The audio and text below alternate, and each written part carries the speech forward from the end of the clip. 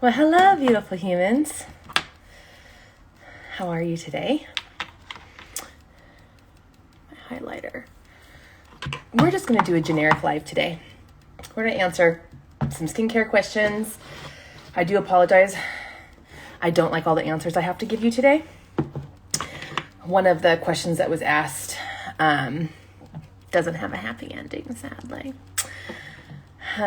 Just letting you all know. Oh, my makeup thing's a disaster. If you actually knew what this looked like in front of me, you'd be like, this bitch needs to get her life together. ADHD is so real. Okay, so we're going to talk about some skincare questions. Feel free to pop them in as we go as well. Fantastic. One of my, there's a lovely esthetician on here who one of her clients gifted her one of my oils, and yay. I am going to be at the Vegas show this year for all you professionals out there. The IECSC show in Vegas. I'm actually going to be teaching a class. I'm quite ecstatic. The class is not just going to be about my oils. It's actually going to be about post-peel care. It is a non-product specific class.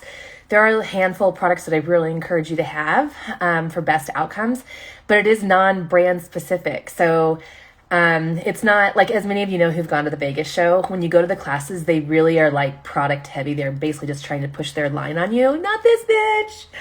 I'm going to actually just teach you all my amazing tips and tricks I've learned along the way as an esthetician, because I'm all about supporting everyone who cares if it supports another brand. I'm here for it. Okay. So the first question was, does my Brilliant C&E oil help with acne? And one of the things that I found out, so Brilliant C&E has been out now for about 2 years. Is that true? No, it's been about a year and a half. About a year and a half. And as many of you know, one of the issues with different forms of vitamin C is they can, for some, not all, everybody, it's way less than it is. It's more not the norm than the norm. But for some people, it can exacerbate their acne. It doesn't cause acne, but it can exacerbate it if you have it. Or if you have somebody who have more of a acneic skin type and you work really hard to get your skin under control, you can kind of flare it up again with vitamin C if you're not careful. So this is what I have observed. Again, I'm not a scientist. I'm just brilliant. That I've learned in my life through just products and my intuition and what I have felt. So when people use vitamin C products a majority of the time, and they say, well, this one didn't exacerbate my acne, and then I look up the product, it's always because there's a form of vitamin C in it that your body can't convert. So that's the bummer. There's only 2 forms of vitamin C that we can prove actually convert to L-ascorbic acid in the skin. Well, and technically there's only one, because L-ascorbic acid already just fits in. It doesn't have to convert. Then there's tetrahexadecylascorbate, which is L-ascorbic acid that has a gas attached to it. That one also just goes right into L-ascorbic acid in the body. The other ones have to convert. The problem is with all the studies out there, they've actually never been able to prove that the other forms convert. And if they do convert, at what percentage? So you can be using like another lipid form of vitamin C, and they're like, oh, it's got 20% of this active vitamin C in there. Well, if it is converting, maybe it's only converting over at 5%. So I found for the majority of people, when they have more acneic skin, the type that is exacerbated by vitamin C, the reason why they're like, hey, this one doesn't bother me, it's because it's probably not converting, okay?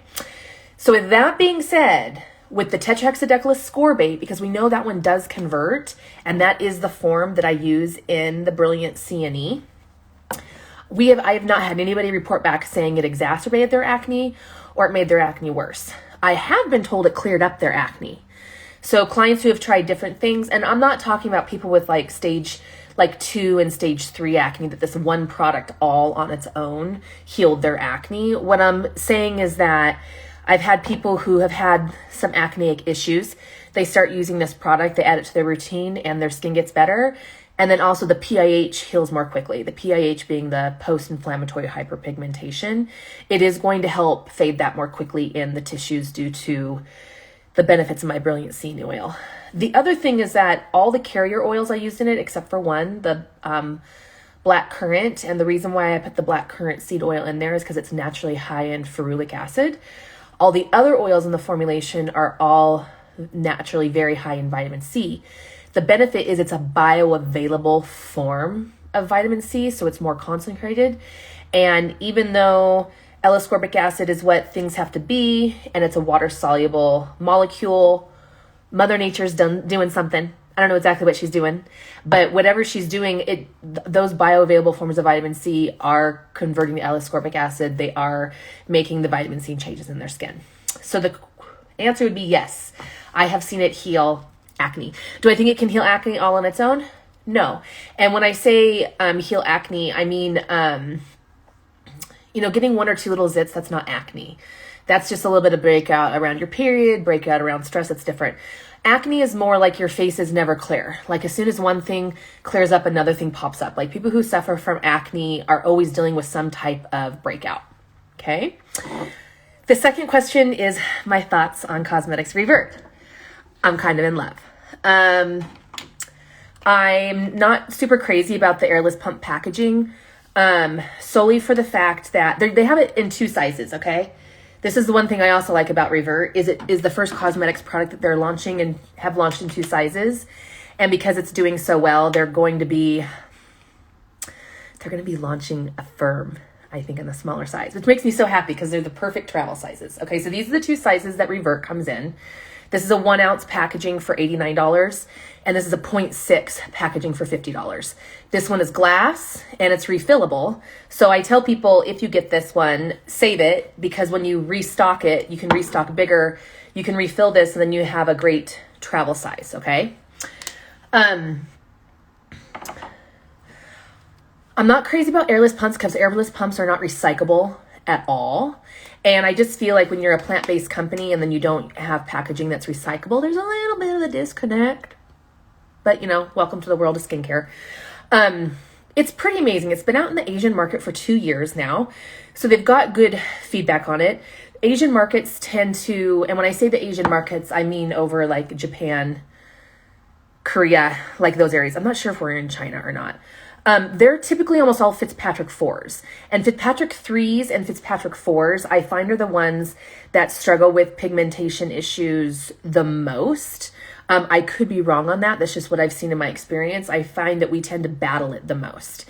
It's got over like 10 or 11 actives in it. I was actually going through last night trying to count them all. It might be closer to 14. It's got completely different actives in it than the other lighteners and brighteners cosmetics make. So I actually am using them together. So I'm getting a total of over 20 something actives. Before this product came out, which I was very patient about because I knew they had it and they wouldn't let us have it, I was adding Skin Better Sciences even to my routine.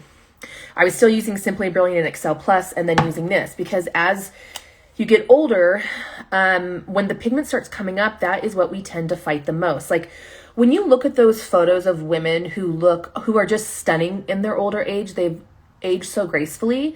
One of the things you'll notice is, yes, they still have fine lines and wrinkles. They still have some laxity issues. Usually they have a tighter neck area. So either they just got really good genes or they had some procedures done here. But the biggest thing is their skin is an even complexion. The spots and everything age you more than the fine lines and wrinkles do. So for me, I was already kind of double whammying it. And this product is 1.7 ounces for, this one's $145. So they're kind of priced similarly.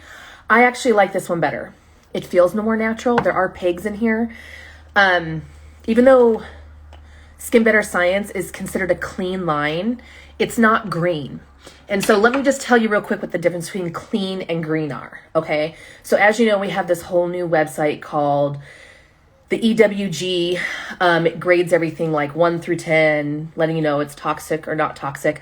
I take the website with a grain of salt. There's things that I look at on it. Like I want to know what the ingredient is used for. The biggest thing I pay attention to is bioaccumulation in the environment. So even if it is inert, it's not going to cause any problems on me. It's a 1. You know, it's not the molecules are too big. They're not going to absorb into my body. When I take a shower, because they didn't absorb into my body, they rinse off. And then they rinse off down the drain and go into an environment and they bioaccumulate, which is why I'm not a fan of petroleum byproducts, petroleum or silicone, because all those bioaccumulate in our environment, build up in our waterways, things like that. So Skin Better Science is a clean line. If you look up the ingredients almost all their numbers are going to be 1, 2s, and 3s. That means they're clean. But you can have a product that's all 1, 2s, and 3s and the entire thing be Vaseline or the entire thing be silicones. Then you have green products, and green products are not only clean, but they're also using more plant-based, nature-based. Like lots of times because in 2022, we've gotten very advanced on chemistry and ingredients. When a company goes to source an ingredient like stearic acid or butylene glycol, they have a synthetic version, a plastic version, and then they can also choose from a plant-based version. And this is not for all ingredients, but this is for a lot of the filler ingredients, okay? Cosmetics chooses to go with the plant-based sourcing. Skin Better Science chooses to go with the petroleum-based sourcing. It's cheaper, okay? So when they came out with this, I was super excited. Now I'm back to having a more clean routine. The thing with lighteners and brighteners is you've got to give them some time to work. And I switched from the Simply Skin Better Science one over to Revert. Didn't really notice any changes. Around the 3-4 week mark, takes a little bit longer because I do take such good care of my skin. Around the 3-4 week mark is where I started noticing this area right here where I have some pigment issues because I was naughty and didn't do any peels this year. This one here started to lighten up. Now, with that being said, using a lightener and brightener at the beginning of the summertime, a new one, is not always the best way to judge a product because you're going into the summer and you're already going to start pigmenting a little bit. There's no preventing it. Even if you never let the sun touch your skin, you use all the lightener and brighteners in the world, you use all the sunscreen in the world, use all the hats in the world. It's not just the sun's rays that can cause pigmentation to come up into the tissues. It's also heat, which is why they recommend people with pigment issues stay away from the chemical sunscreens, because chemical sunscreens absorb the sun's rays and actually heat up your skin tissue a little bit. By that alone can cause pigment to come out into the skin.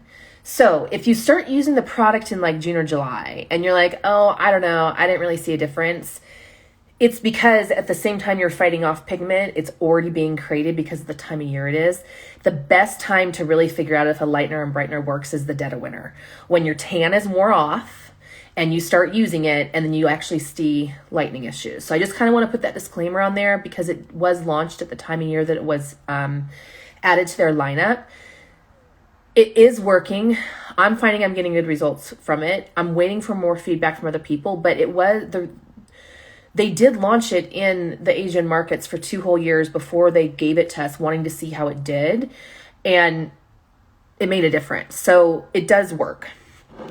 It smells kind of like, just so you know, it's more milky. So it uses caprylic triglyceride, which is MCT oil. More is the schlip and the carrier, the filler product. You can see here that, it's kind of lotiony. It's kind of runny. So how I am using this is I will, like for me, I put my Simply Brilliant on, let's say it's AM. So I put my Simply Brilliant on, I put my antioxidant serums on, I put my Brilliant C&E oil on, and then I put this over the top. Same with my nighttime routine. At the nighttime, I'm putting my XL Plus on, I'm putting my Human Growth Factors on, I am putting sometimes an antioxidant serum on as well because I'm a little bit of a product whore. I then will put my BC oil on. I'll put my Bakuchiyo Complete on, and then I'm putting this over the top. And that's how I was using the Skin Better Science one as well, because it also is an MCT carrier. See, this one was way more lotiony. So even though it's a serum, it has a little bit more of like this. This one I would say kind of like more of a creamy texture, and this one's more of a lotiony texture. But I did tend to put them on more towards the top of my skincare routine. Just know that because they're corrective products, they're going to find their receptor site. I don't use silicone and petroleum. If you do have silicone or petroleum in your skincare routine, I would put this on first and then put those over the top because you don't want them to have to work that hard getting through that plastic layer to get into your skin. But for the most part, you can't really put products on in the wrong order when your skincare routine is clean. That is, if you have a mix between clean and green. When you have a mix between green and clean, it makes a little bit more of a difference because you do want to make sure the green products are kind of on before you put just the cleaner ingredients on. The other question was, this person has, her skin's irritated from retinoids and everything stings. So This is just my personal opinion on how you want to deal with this. There's two different belief systems on what you should do with retinoids at this stage. The belief system that a lot of like dermatologists and doctors will go with, the one that I don't agree with, is they'll tell you to push through it. Keep using it. Your skin's gonna get more pissed off and more red. You'll eventually like break through, and then your skin will basically be used to it because you traumatized it. Only about 50% of the population can get over that hump, which is why only about 50% of the population can use retinoic acid successfully. I have found when I've tried that method, it's just effing miserable. Like you get to the point where you're like, is it ever going to end? I feel like my face is going to crack. I'm so uncomfortable. I feel like I'm going to scar. Like you feel like you're doing more damage than good. Okay. Then there's my philosophy, which I learned years ago from cosmetics, and I've been using it for years, and I just have found better results with it, and it feels better in my body when I talk about it and when I do it myself, is that you need to back off. So if you are getting stingy, and I bet for the most part, people, it's going to be in the creases of the eyes here, or up on the cheeks right here is where I tend to find it gets stingy. First is stop all actives, not just retinoids, but like when my retinoids are bothering me, I will then even back off and stop using like Excel Plus and Simply Brilliant because they're a lower pH and they sting. I wait and stop it all until it stops stinging. And then once my skin is healthy again, I go back to my normal routine, but I back off on the retinoids and I add them in more slowly. So if you were using it every day, back off to every other day. If you were already using it every other day, back off to every third day. You can also cocktail it because it dilutes it. So if you were doing like a full pump every day and that's too irritating, you could do like a half pump followed by like a half pump of a growth factor or an antioxidant serum and blend them in that way and put them on like that. After a few weeks, bump it back up. You do want to eventually get to where you need to be using retinoids on the skin at least every other day. And the reason why is to get retinoids to properly work in your tissues is they have to stay retained in the tissues. It's a lipid soluble vitamin. It will stay retained in the tissues for up to 3 days. So you need to be using it at least every other day to be getting the benefit from retinoids. People who are like, yeah, I use retinoic acid, but oh, it's just so irritating. I can only use it like once or twice a week. You ain't using retinoids. You're fooling yourself if you think you're using retinoids. If you can only use it once or twice a week, then you need to drop in percentage, go down to the 0.5 or the 0.05 or the 0.025, or begin cocktailing it, or put your moisturizer on first or your oil on first and then your retinoid over the top after a little bit. Like you need to give it a buffer, okay? You want to back off a little bit, and then as some time goes on, you can start upping it a little bit again. But if you're getting stinging from retinoids, my personal opinion is you need to stop them till the acid mantle heals, because that's basically what's happened. If they're stinging, your acid mantle, aka your microbiome, is being messed with. And it's your body's first sign. It's your body telling you, hey, you're jacking up my acid mantle. So I think you should back off and then work into them slowly. Okay, the question that came up that no one's going to like the answer on is, does SPF make you lose hair along the hairline? And will it grow back? So the studies they have found, and this information has been out there since 1994, is that titanium dioxide can cause your hair to fall out.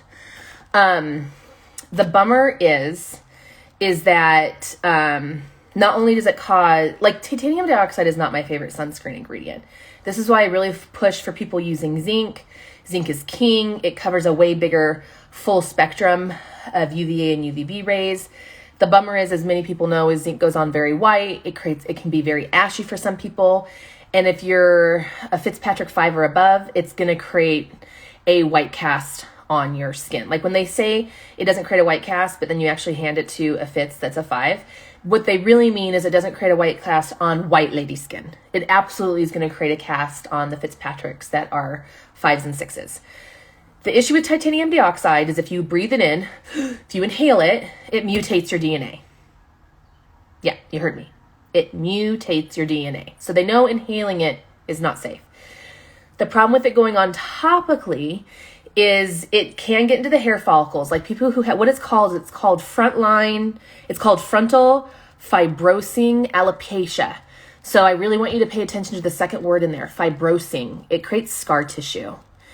People who they have tested who have this frontline alopecia, when they go test it, they do find titanium dioxide in the hair shafts. And because it's also known as scarring alopecia, it's not going to grow back. It's not going to grow back. So whether you're using like spray-on SPF, so you're using the creams, I really look for zinc. I try to stay away from titanium dioxide. I don't use SPFs if the only ingredient is titanium dioxide, because I do feel it's inferior. You need to have zinc. I think if you're going to use titanium dioxide, it always needs to be like the second or third layer in your sunscreen, like your backup sunscreen, not your main sunscreen. This hair loss issue also came up with Bare Minerals, like for a long time, because Bare Minerals was kind of like the first to really run with using zinc and titanium as mineral makeup. I remember, this is probably going to ring a bell for a lot of you Gen Xers and millennials, is that they were saying, yeah, like Bare Minerals causes hair loss. And people were like, whatever, it doesn't cause hair loss. Yeah, it does. It's the titanium dioxide. All mineral makeup has titanium dioxide, sadly. So, like, it's one of the reasons I like Sun Integrity, because they don't have titanium dioxide. It is in their compact. Same thing, they've got a compact powder. These are both on my website, by the way. This also has a refill. You only buy the compact once, and then as you can see, like, you can just buy the pan. This one also is just zinc. But if you go through your makeup and look, and eyeshadows, I don't think you have to worry about as much, because like with eyeshadows, you know, they're going on your eyelid, and I just tend to kind of hold my breath when I put eyeshadows on. But when it comes to your foundations, your creams, your spray-ons, you might kind of want to pay attention to the titanium dioxide content. I think if you're using it now and then, you're fine. But if you're somebody who uses like foundation or that Titan sunscreen every single day, and as we know, like, of course it goes up into the hairline, like we want it to blend in. It can cause hair loss along the frontal aspect here. It will not be growing back, people, because the reason why the hair shaft stops growing is because the hair follicle is scarred. That's why they call it frontal fibrosing. Fibrosing basically meaning scar tissue, alopecia. So you're gonna have to kind of stay away from the titanium dioxide. Be conscious, be aware of it, do what you got to do to protect yourself from the sun, but really zinc, zinc, zinc, zinc, zinc, zinc, zinc, zinc, zinc, zinc, zinc, zinc, and chemical sunscreens. I'm not a fan of chemical sunscreens. I know there's a lot of chemical sunscreens that are not approved in this country. It doesn't mean that I don't think they're safe whatsoever, because I don't trust the FDA at the time anyway. The reason why none of them are approved here in the United States is because the FDA demands that they pay them the fee to have them tested, which, as everyone knows, is very expensive. And they've been using them for years and years and years in their country, and they have the studies improved in their country to show that they don't cause issues. So in their mind, they're just like, well, I don't understand why we can't just be like, it's safe in our country, where we have way higher labeling laws, but FDA.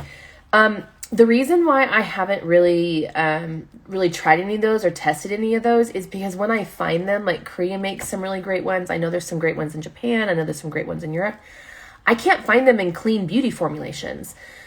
So when I see them, they've always got some silicone in there. They've always got some petroleum byproducts in there. And because I won't use those ingredients, it hasn't really allowed me to try a sunscreen that works really well, that is chemical. Okay, and the reason why I'm not a fan of chemical sunscreens that are approved by the FDA in this country is because they actually haven't proven that they don't cause cancer, and because of the mechanism that they work. They work by absorbing into the skin's tissues, okay? So that's why you have to put it on 30 minutes before sun exposure. They have to wait till the skin actually absorbs the chemical sunscreen, and then when the sun hits the skin, what it does is it absorbs that radiation. So think about that. I have an ingredient on my skin that's absorbed into my skin that now is absorbing radiation. This is why your skin heats up a little bit, because of it's literally absorbing that radiation. So then the reason why the SPF stops working is because it's absorbed so much radiation, it's gone rancid, it's turned, it's gone bad. The ingredient's gone bad. It's been used up. And because my skin absorbed it, my body absorbs it. So it's getting absorbed into my system. So that's why I'm not personally a big fan of chemical sunscreen. Please show me the reports that it does not cause cancer or estrogen issues in the body, and I'd be more than happy to try it out. That was all the questions in the thing. It is. So do any of you guys have any questions? Yeah, those are my questions. That's it. Just so you all know, I think I already talked about the Vegas thing. I did. Also the sunscreen, all the sunscreen products on my website. So the one made by iSun, the antioxidant sun butter, the one that's sold out right now, the one that you can't quite get, but it's on its way to me. That one is also just zinc. It's an SPF 27, but it goes on white. I don't think it's great for the face because there is coconut oil in it. It is more for the body. I have one in my bathroom. I'm trying to find the one here on my desk. But I do love it for the body, just not a huge fan of the face. The other thing is Suntegrity does have a body one that I'm trying out right now. The problem with the body ones is they go on white. So I have found the best trick is to either put lotion all over your body. My most favorite body moisturizer on the whole planet besides oils is this Josie Maran whipped argan. This stuff is the cat's meow. This stuff is the tits. I can't even tell you how amazing it is. I've been addicted to it for a while. It's ridiculously priced at like almost $40 for an 8-ounce tub. I get these off QVC when they run a special. I sign up for the auto ship where it sends them to me again in 5 months. Like this kit, I got 2 of these. It just makes it way more cost effective. I think I paid $62 for 2 13.5 ounces. But look at this. See how white it is? Goes in immediately, instant, and I can get dressed immediately. A little bit goes a long way, but you still feel super hydrated. I'm not a fan of body lotions. I don't feel lotions are hydrating enough. And creams tend to be just oily. Like you have to massage. I'm a huge fan of the body butters. I get unscented. She does have a whole bunch of scents, and they are naturally derived scents, but they're insanely sweet, and I don't really do like sickening sweet. Okay. The sunscreen on your website, are they all mineral sunscreens? Yes. Mama, don't mess around with chemical sunscreens. It's also why people ask me, like, why don't you sell the cosmetic sunscreens? Even though their formulations, okay, they have 3 of them. They have an SPF 17, which was the original one that was launched with the line back in 1998. I think it was when they came out with it. At the time, we thought 17 was good enough. We now know better. It smells really nice. It's a lovely lavender scent. It's a great moisturizer. It's one of my, like, if you're going to get a low SPF facial product, that one's it. Higher Fitzpatrick's can use it because it is a 17. So it's skin pigmentation friendly. But for me, like, as a white woman, 17 is a no bueno. Unless it's literally like the third of the, like, I wear 2 to 3 sunscreens a day in the summertime. And all of them are at least a 30 usually. So I just feel it's not enough. The UV Protect I don't mess with because it's just titanium dioxide. And even before this information about the hair loss, I just feel like titanium dioxide, if you're going to use an SPF that's the only active in it, that you still need a zinc one on underneath, that you should only kind of use it as a touch-up.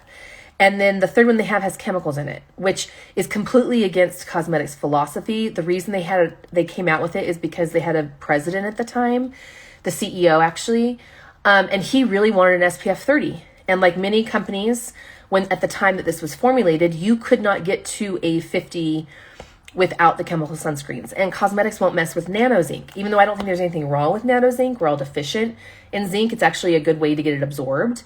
They won't mess with nano. So they couldn't get to a 50. And so he jeopardized the integrity of the line by allowing chemical sunscreens in because he wanted to get to a 50. That product's being discontinued. So it's going to be going away. They're coming out with a new one that is not going to have that chemical shit in it. That one I will be selling. They're coming out with 2 of them. They're coming out with a 30 and a 50. One's going to come out in cosmetics and one's going to come out in the elite line. But yeah, all mine are chemical. I mean, all mine are physical sunscreens. I will not mess with, like, to me, like if it's a chemical, it's a no bueno. Mama's going to put a long t-shirt on before I put that shit on my body. Like there's, when people say the whole, like, well, you know, like we're all going to die of cancer one day. We're all going to end up getting, who cares? Okay. I get that might happen. I'm not going to help it along. I don't feel that should be an excuse for, well, we're all going to get, like, you guys do know how painful and suffering cancer is, right? It's not an enjoyable death. why would I intentionally step into that? That's all I'm saying. All right, we're at the 35-minute mark. I'm not supposed to make these long. Thank you everyone for joining. I hope I didn't ramble too much. I appreciate all your love and support, and thank you. Light and love to you all.